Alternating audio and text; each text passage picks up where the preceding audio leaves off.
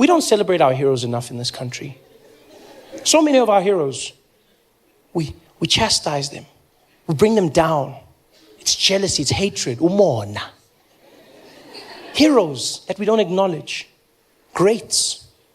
After Nelson Mandela, we always go, nobody else can live up to that. Yeah, but there's small levels of greatness. You don't even have to look far. For instance, our great sign language interpreter. Tamsang. Yankees. The man who made it all happen. Huh? He was there at Nelson Mandela's memorial service. A service that the whole world was watching.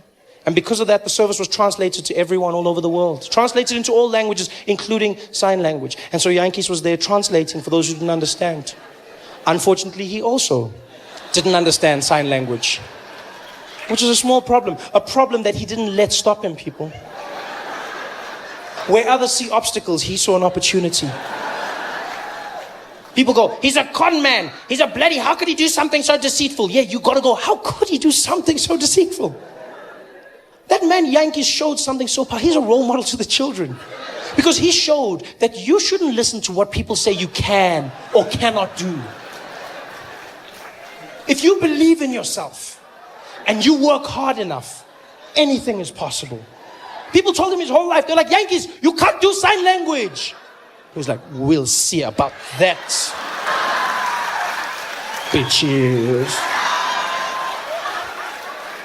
And he did it. He did sign language for the most powerful people in the world.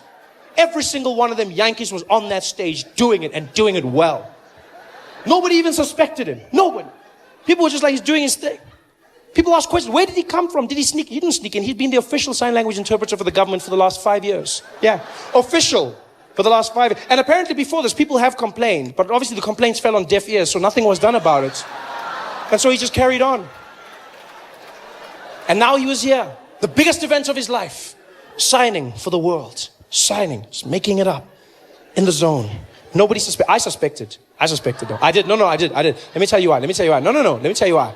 Not because I know sign language. But because I know my president. And if there's one thing that's specific. Is when Jacob Zuma reads a speech, right? Jacob Zuma reads a speech. He's a very deliberate man. He's very calm. Very measured. Takes his time. The rhythm is the most important thing. And Yankees didn't match his rhythm. I knew there was something wrong. You remember this. Zuma was there reading Mandela's Wikipedia page, right? And while he was reading, Yankees was doing totally different, like the rhythm was wrong. Zuma was there like, and thereafter, Nelson Mandela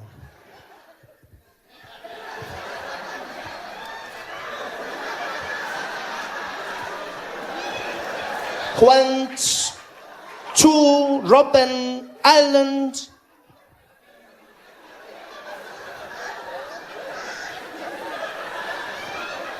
for his imprisonment.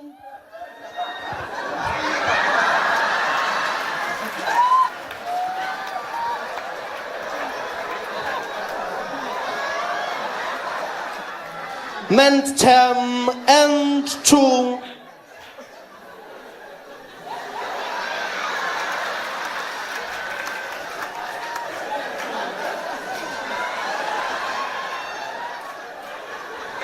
fight for the rhythm didn't match, right? Zuma was on page 1, that guy was on like page 17 or something. It didn't match up at all. It's almost like Zuma was translating sign language for us. That's how slow it looked. Sorry, I haven't practiced, guys. It didn't match up. None of it. But Yankees did it. He stayed there in the face of adversity and he fought. Yeah. He did sign language for everyone. We've got to ask ourselves questions as well as South Africans. We don't ask enough questions. For instance, did nobody think to ask him how he could speak every single language in the world? Every leader came from countries everywhere. They spoke in their language. Yankees translated for everyone.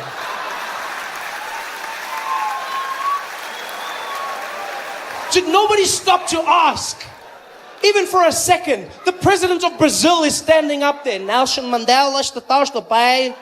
Nós de você, de casa, do gosto muito, pelo que ele estava pesado. Nós do Yankees was there.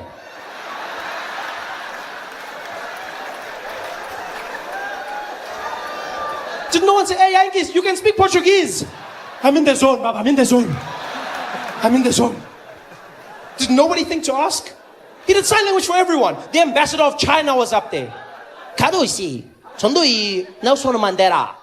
다도 입시부 다도 신주의 공고로 바도시. Yankees was there on the side.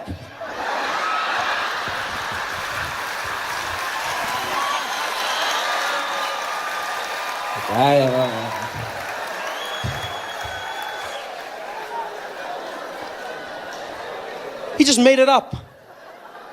He made everything up. And he did a great job at it. He did a great job. But then, like a true South African, he just took it too far. Enough wasn't enough. That's our problem in South Africa. That's all it is. We don't know when to stop. We take it too far. The same thing happens with tenders, all of these things. Guys are stealing houses and everything. I go, guys, I understand you want to steal. I understand that. I understand. But if you get a tender to build 10 houses, steal one, build 9. At least 9 people have houses. Don't steal all the houses. Somebody's going to notice. And then you can't steal more houses. But no, we want it all in South Africa. We take it one step too far. That's what Yankees did. He had done it for everyone. He'd done a great job. The best fake sign language the world had ever seen. He had gotten away with it too, until Barack Obama came up to speak. This was a speech that was going to be performed by the most powerful man in the free world. 90 million people watching that speech. This, my friends, is the point where you pack up your little bag of tricks and you call it a day. Not Yankees. If I was Yankees, that's where I would have called it quits. I say, hey, Yankees, next one. Who is it? Barack Obama. The whole world is watching this one. I know. Sorry, guys. Sorry. Hey, my fingers are cramping. I've lost my voice. Sorry. Oh, no, not Yankees. They're like, Barack. He's like, I'm there. And he was doing sign language for Barack Obama. And they found out that while he was doing the sign language, he kept on using the same signs over and over again, right? The few real signs that he actually knew. And apparently all he knew was 4 things that he kept on doing repeatedly. And those things, they asked afterwards, real sign language interpreters, they found that he was doing this, right?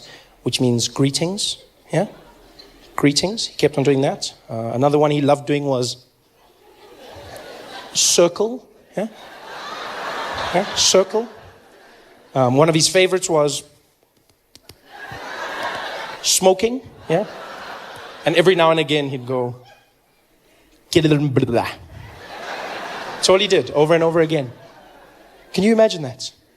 Nelson Mandela's memorial, Barack Obama pouring his heart out. There he is, Barack Hussein Obama. And Yankees.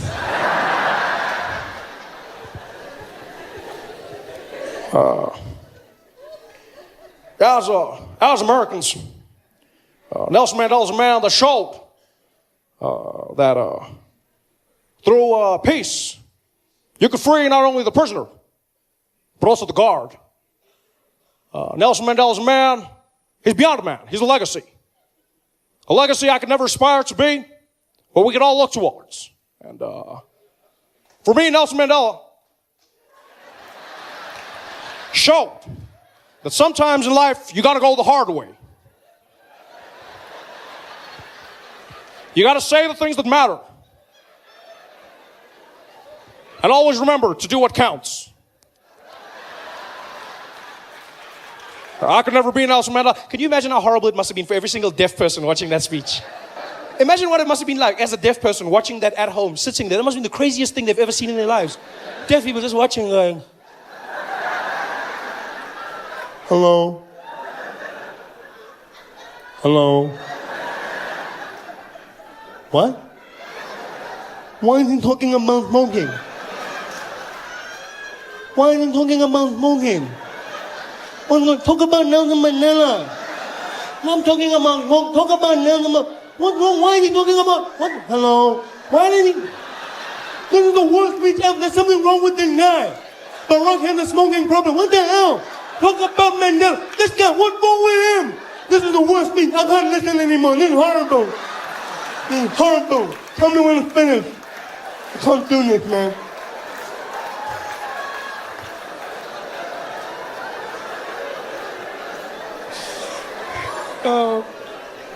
That speech must have been ridiculous. By the way, that's only the second time I've ever told a joke about deaf people, ever. Only the second time. Told one joke when I was starting out in comedy and then I stopped because I believed you shouldn't make jokes about disabled people. It's the wrong thing to do. It's wrong, you know. And I never did it again until one day my life changed. I got asked to do a show in Sun City.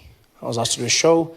Sasol was organizing a going away party for the South African Paralympic team when they were going out to London. And so they invited me. They said, Trevor, we'd like you to come and do a show to perform for Ama Kroko Kroko. We'd like... Oh, you forgot. You forgot that that's the name we gave our Paralympic team. Not a nickname. That was our official name. We had Ama Pogo Pogo, Bafana Bafana, and Ama Kroko Kroko. We called our Paralympic athletes Ama Kroko Kroko, which means the broken things. A bunch of crocs. That is the worst thing you can call a disabled person ever. Ama Kroko Kroko. That is what we call. You got Ama Kroko. That's probably what Reva said to Oscar that night. That's the only thing I can think of.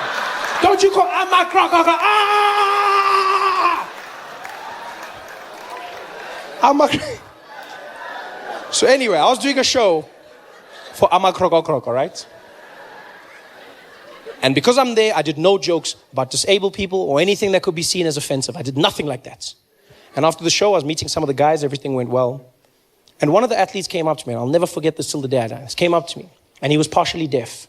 And he introduced himself, and he was a fan, a great fan. And he was like, hey, Trevor, hey, man, how are you? I said, hey, how you doing, buddy? How are you? Good to meet you. Good. He said, yeah, man, great to meet you. Great to meet you. I'm a big fan. I said, oh, thank you. Thank you very much. Thank you. He said, yeah, dude, I love your stuff. You know what? You have subtitles because, you know, sometimes I don't get it because I'm partially deaf. I was like, oh, I didn't even notice. Yeah, it's cool. Yeah, I didn't even know. I just thought you had an accent. That's cool, man. That's nice to meet you. He said, yeah, that's cool, man. I didn't have a question if you don't mind. I said, yeah, go ahead. He said, how come you never tell jokes about deaf people? So I'm sorry, what? I don't tell jokes about deaf people. He said, yeah. How come you never tell jokes about deaf people? I said, what do you mean? He said, well, you tell jokes about everyone. Tall people, short people, black, white, everyone. But I've never heard you tell a joke about deaf people. Why?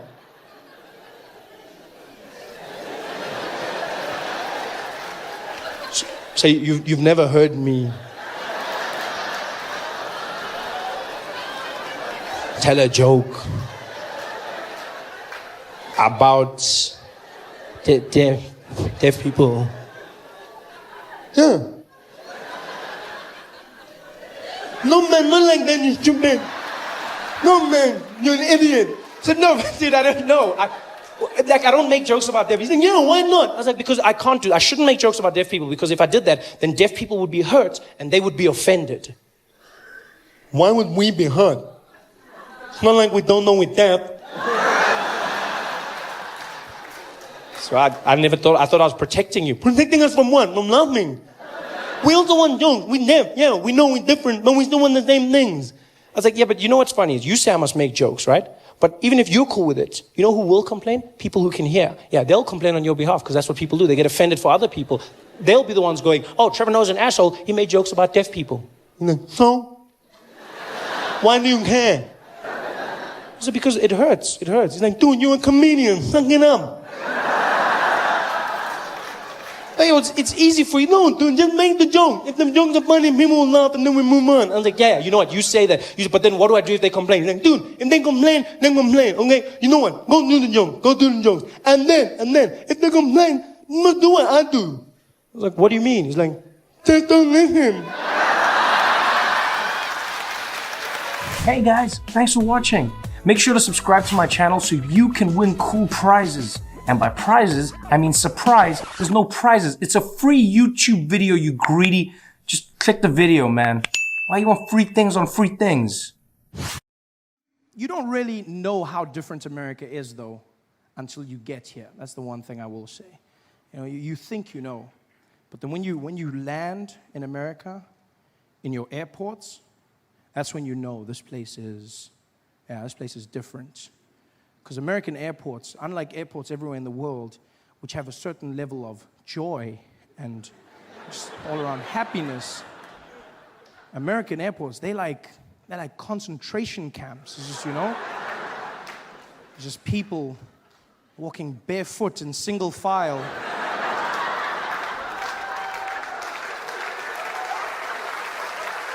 Oh, it's no joke. There's even signs that say no jokes. You're like, really? It's just insane. You walk through those airports and you have to do things in American airports you don't do anywhere else in the world, you know? Like you have to take your shoes off. Your shoes come off. And you don't know this as a foreigner, but they don't care. They're like, yo, take your shoes off. I'm like, my what? Your shoes, take them off. Like, why? For safety, sir. I'm like, I'm keeping them on for your safety, my friend. You don't do it anywhere else.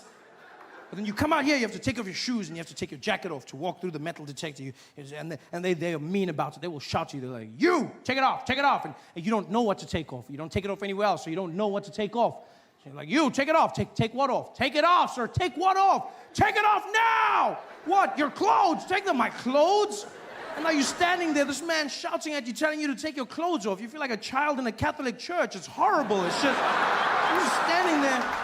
I mean, I understand the need for security, but they don't need to shout at you. At least, you know, if they tried to be nice, maybe if they chanted instead of shouting, you know, instead of take it off, if they were like, take it off,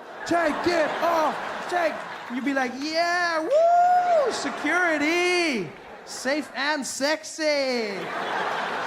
They don't. This is a harrowing experience as you come in.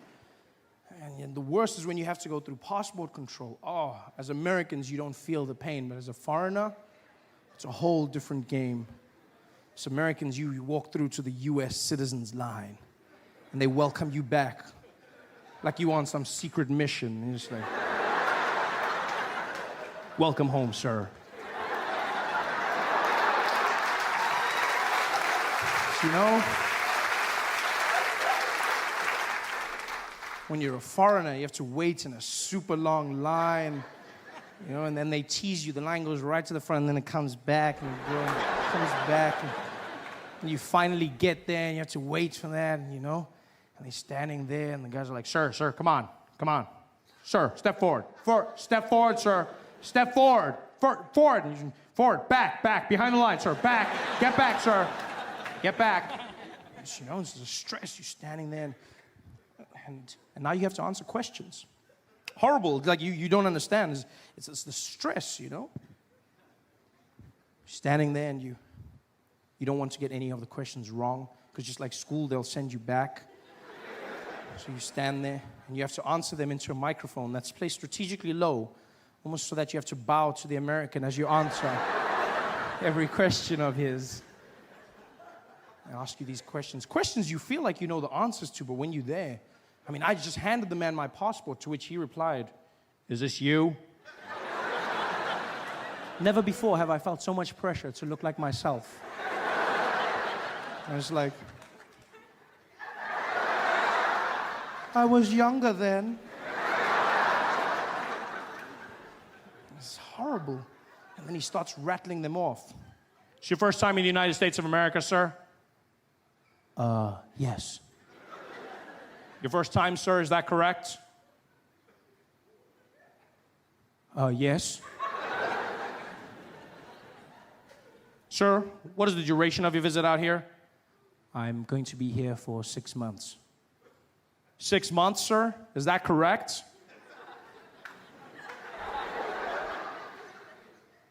Yes.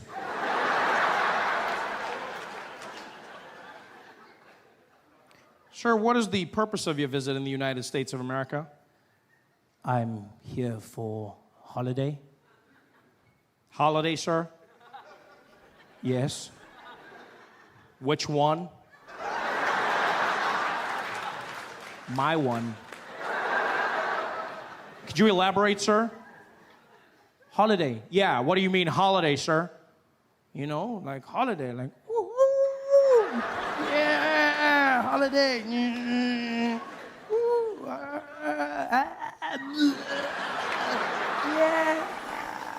Holiday. You mean vacation, sir? Watching. Make sure to subscribe to my channel so you can win cool prizes. And by prizes, I mean surprise. There's no prizes. It's a free YouTube video, you greedy. Just click the video, man. Why you want free things on free things? I'm a huge fan of soccer, you know? Yeah. Oh, there's some fans here. I love soccer. It's chilled. You hear it in the commentators when a game is being played. There's no statistics at all. Game starts off, the whistle blows, and welcome, ladies and gentlemen, to this majestic match. It's Spain playing against Germany. Oh, and what a wonderful day it is.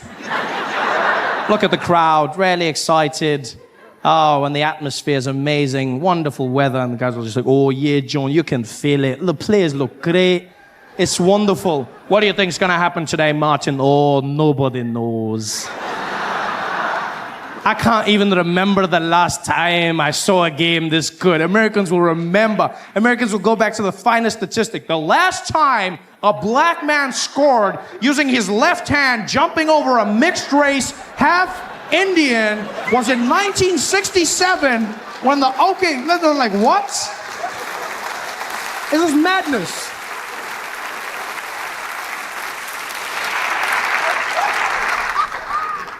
It's all about action in the sports as well, you know? As much action as possible. That's all about action in America. You guys are so action-focused, you will take the ball away from the other team if they do not give you enough action. I've never seen that in my life. That's a horrible way to bring people up. You go to the other team, you go, hey, you guys, you take the ball, and you've got 24 seconds to get the ball in that net. 24 seconds! And if you don't do it, we're gonna give the ball to the other team. You hear me? We're gonna give the ball to the other team. Yeah, we know there's a lot of black guys. You try to get past them. That's up to you. Go! 24 seconds later, bah! You guys, you try. All about action, you know? Because America's different. It's different from the rest of the world. And you don't really know how different America is, though, until you get here. That's the one thing I will say. You know, you think you know.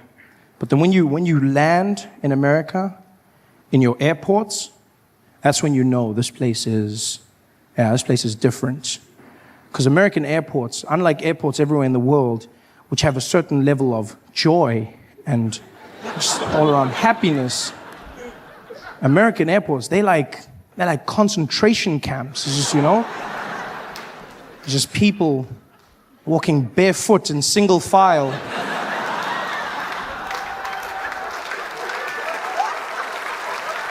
Oh, it's no joke. There's even signs that say, no jokes. You're like, really?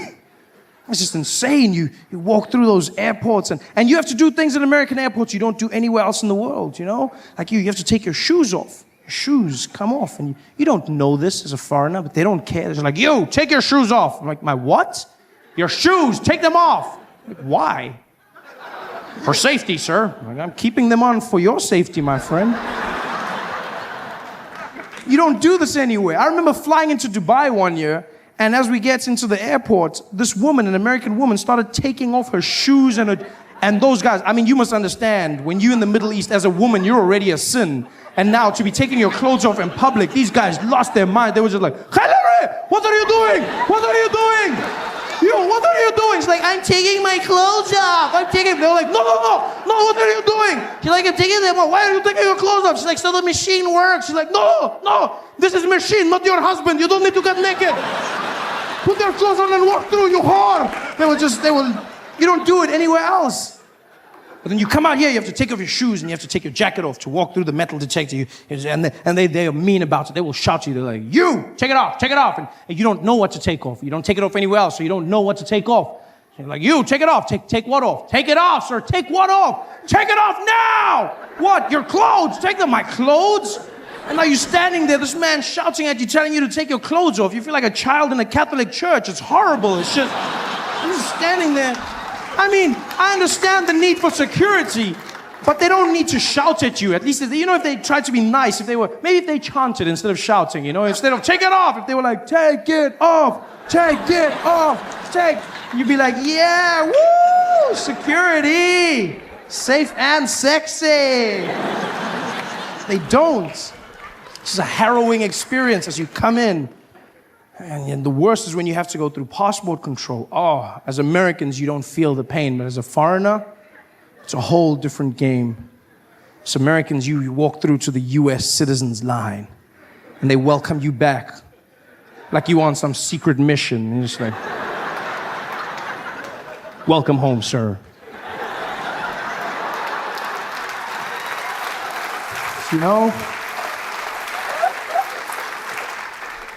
when you're a foreigner, you have to wait in a super long line, you know, and then they tease you. The line goes right to the front, and then it comes back, and comes back, and you finally get there, and you have to wait for that, you know, and they're standing there, and the guys are like, sir, come on, sir, step forward, sir, step forward, back, behind the line, sir, back, get back, sir, get back. You know, it's a stress. You're standing there, and now you have to answer questions. Horrible, like you don't understand. It's the stress, you know.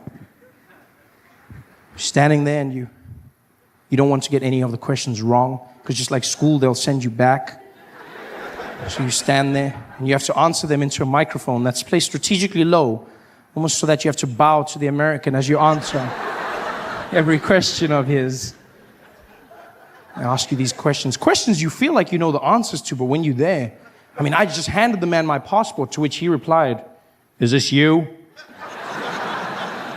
Never before have I felt so much pressure to look like myself. I was like, I was younger then. It's horrible. And then he starts rattling them off. It's your first time in the United States of America, sir? Yes. Your first time, sir, is that correct? Yes. Sir, what is the duration of your visit out here? I'm going to be here for 6 months. 6 months, sir? Is that correct?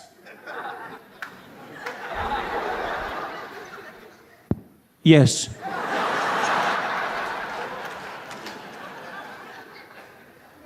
Sir, what is the purpose of your visit in the United States of America? I'm here for holiday. Holiday, sir? Yes. Which one? My one. Could you elaborate, sir? Holiday. Yeah, what do you mean holiday, sir? You know, like holiday, like, woo, woo, woo. Yeah, holiday. Woo, yeah. Holiday. You mean vacation, sir? Battery. Yes, of course. This is horrible. You finally get in, you know? You relax, get in, try and learn. I'm trying to learn America day to day. Got myself a place out in LA. That's why I've been staying for a few months. Live out in California in a wonderful area called Pasadena. It's wonderful. It's this quaint and neighborhood vibe. There's hummingbirds and butterflies, just, you know. It's a really, really nice place, and I enjoy it, you know.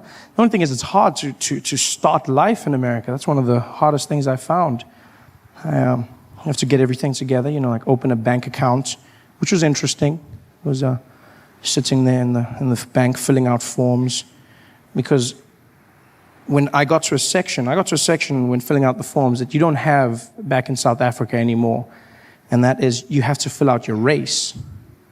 You know, there's a box that says tick your race, and there's white, black, Hispanic, Asian, and other. And I was looking at the woman, and she was really helpful. She was like, she's this blonde woman, and she was like, yeah, you can go ahead and fill out everything you need to, and yeah, we'll just go ahead and open that bank account. I said, okay, I don't know what to do here. And she was like, let me have a look. Well, you just go ahead and tick whatever race you want to go with. I said, what do you mean, whatever race?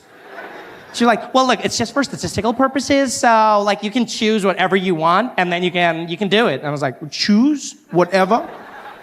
I was like, I've never been given that option before. And I looked at the boxes, and I mean, there was black. That's the reason I came. The black box was there. I was like, well, that's it. I'll choose it. But then I looked to the left, and there was the white box. And, oh, it looked good. It just... I mean, don't get me wrong. It was the same as the other boxes, but there must have been a reason it was first in line. It's just like, you know, that was prime box right there. That was just, I looked at that white box and I was like, yeah. Yeah, and so I looked at her and I said, any box? And she was like, yeah, any box. And I played it safe. I said, so I can go with black? She was like, you know what? A lot of them choose black. Yeah. And so just because she said that, I looked at her and I said, no, you know what? I'm white. I'm going with white. And then she did this thing that I've come to learn as the reaction of white liberal women in America.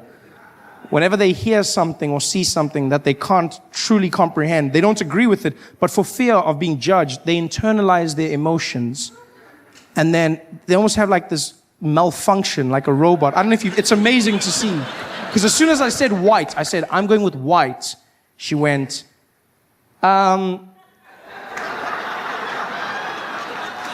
I'm sorry, did you say white? I said, yes, white. I'm white. She was like, okay, like white? Yeah.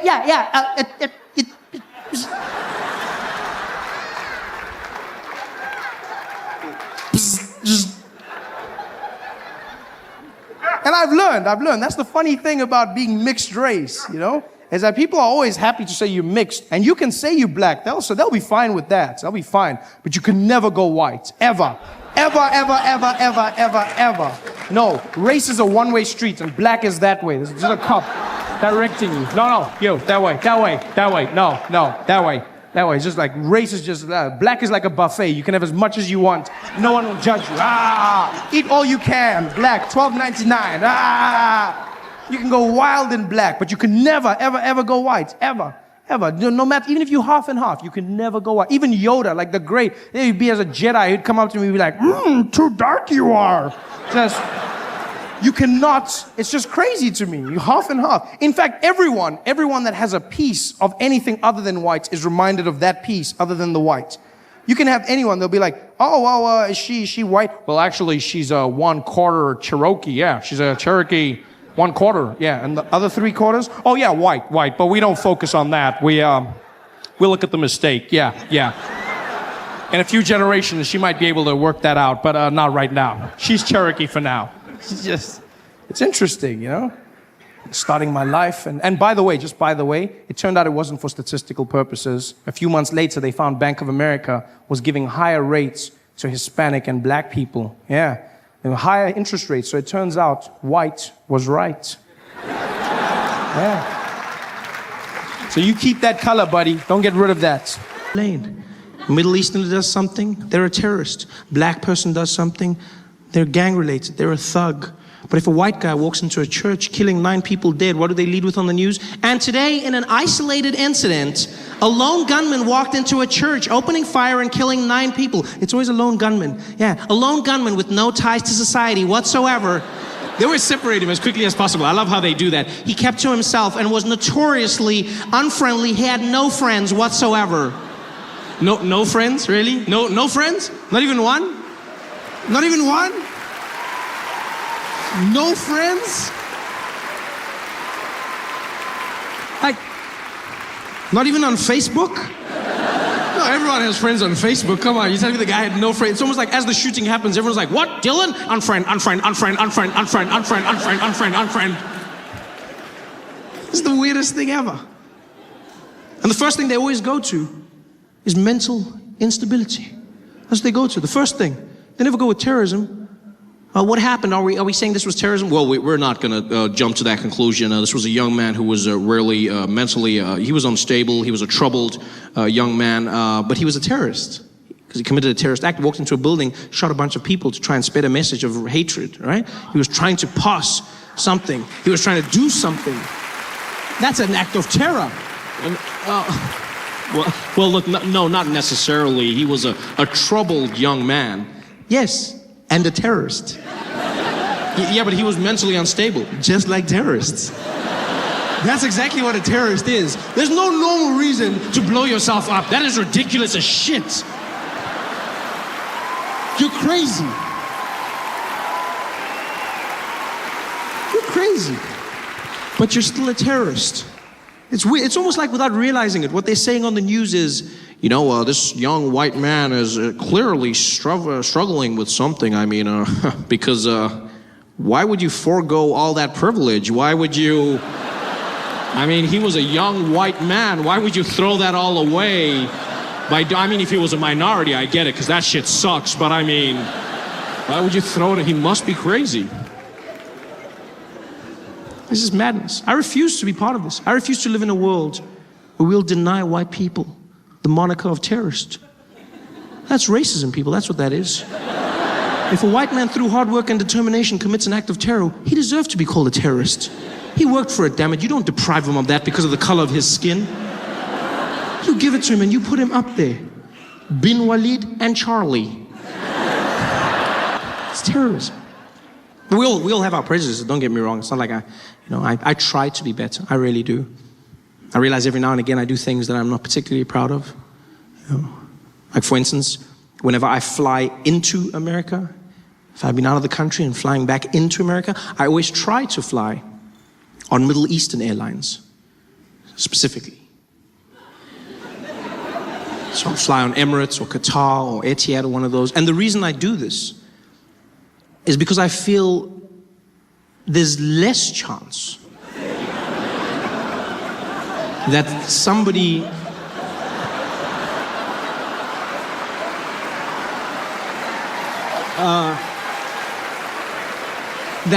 and this may sound a little bit racist, you have every right to be offended, you really. I feel like there's less chance that somebody will attack one of those planes. For a few reasons. Number one, because they're not proving a point. Planes already Muslim-owned, Muslim-run, they're not converting anybody. And secondly, and more importantly on my side, I think there's a small chance somebody could diffuse the situation. Someone could talk them down just because they speak the same language. That's half of terror for me, is the fact that you don't understand what the person says. Guy speaking Arabic that puts fear in the hearts of all men. You never think good things when you hear Arabic. Yeah, we've watched too many movies and TV shows. Like whenever you hear Arabic, then some bad shit happens. That's always what happens. It's never something cool or sexy. It's never like it's never that. And so it makes you think a certain way. I know I'm not any different. I was on a flight, my first Middle Eastern flight, flying on an Emirates plane, and this man emerged from the galley, had a long beard, and he was carrying a box, and he just went off. He was like, hello, and I was like,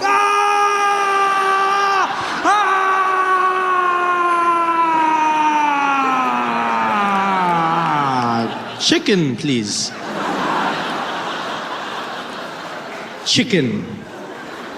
Sorry, I get really excited for chicken. I'm sorry for that. Sorry. It's like, my friend, excited. You looked petrified. I said, I am, of the flavor. Chicken! Wow! I love chicken. I love chicken so much. He's like, oh, is that a black thing? I said, that's racist.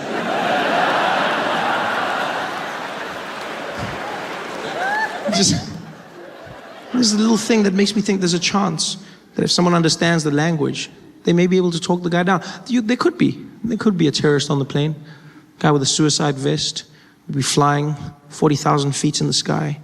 A man jumps off, losing his head. There he is.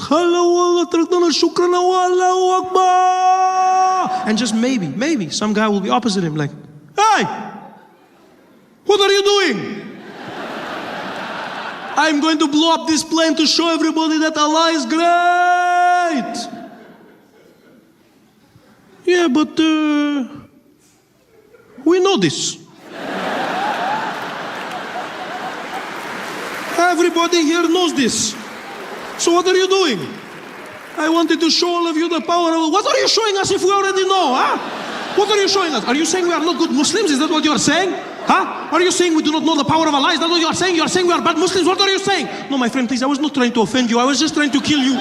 Listen to what I wanted to show you. What are you showing me, huh? Are you saying I do not pray? Is that what you are saying? You're a better Muslim than me? You think I'm not good Muslim just because I'm watching Cloudy with a Chance of Meatballs? Is that what you think? Huh? What are you saying? No, I'm not saying that. I wanted to, what are you showing? You show nothing. You make us look bad. Why don't you preach? Why don't you talk to people, huh? This is not Islam. What are you doing with your stupid vest? Blah, blah, blah, blah, blah, blah. You make us all look bad. No, I was not, no, you're not trying nothing. No, you even got your vest backwards. You don't even know what you're doing here. Sorry, it's my first time. I never done this before. Yeah, story. Sit down, shut up, eat something. I don't know if I can. No, it's all halal. You can eat it. Don't worry. You can eat it. You can eat it. All of you. Yalla. Stupid. This is a chance that could happen. There's a small chance that could happen. And that's why I do it. Hey guys, thanks for watching. Make sure to subscribe to my channel so you can win cool prizes. And by prizes, I mean surprise. There's no prizes. It's a free YouTube video, you greedy. Just click the video, man. Why you want free things on free things?